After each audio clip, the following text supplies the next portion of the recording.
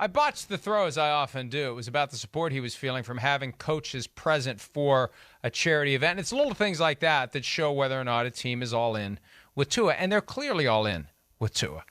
For better or for worse, this year is all about getting the most out of Tua and or eliminating any excuses and whittling it down to, can he get it done? We have a coach who's going to try to get the most out of him. We have a supporting cast around him that's going to elevate him. Can he step up to this moment? So, Chris, for the Dolphins in the AFC East, playing the teams of the AFC North and the NFC North this season, what's the bar for you for the Miami Dolphins? It's interesting because, you see PointsBet with their win totals 8.5, which I think is a little surprising to see because you just go, wait, they won more than that the last 2 years.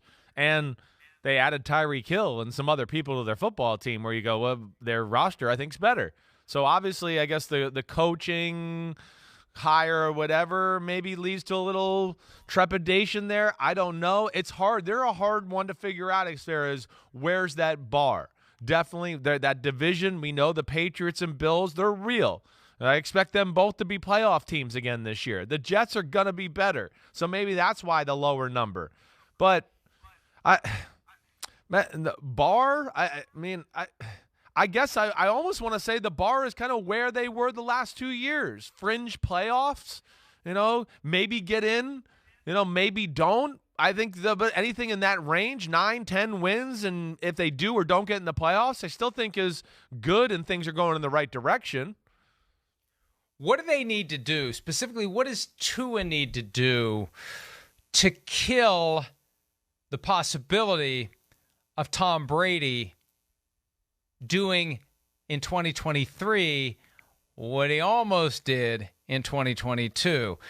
And next year, there's no barrier to Tom Brady becoming a member of the Miami Dolphins because his contract will be up barring an extension.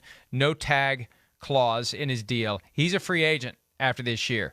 And we know, and people are starting to realize, hey, this is a pretty big story that the Dolphins were going to make a play for Tom Brady and they were going to make him a minority owner and then he was going to unretire. It's starting to hit people in the face, right? People are starting to realize. Yeah. People are starting to realize, and I still think ESPN is going to report it on the first Sunday of the regular season and act like it had never been discussed Breaking before. news. Yes. But what does Tua have to do to end that?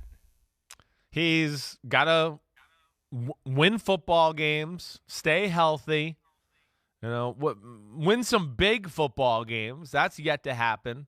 But I think more importantly, show the ability to make plays outside the realm of the scheme itself.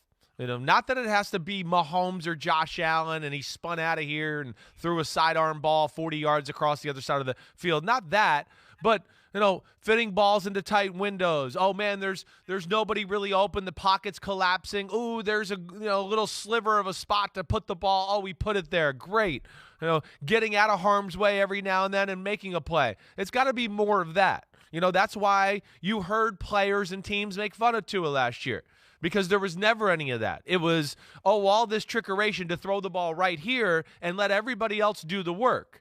And that's where, you got to see a guy that can make some plays and do some things on his own, not always be massaged by the offense.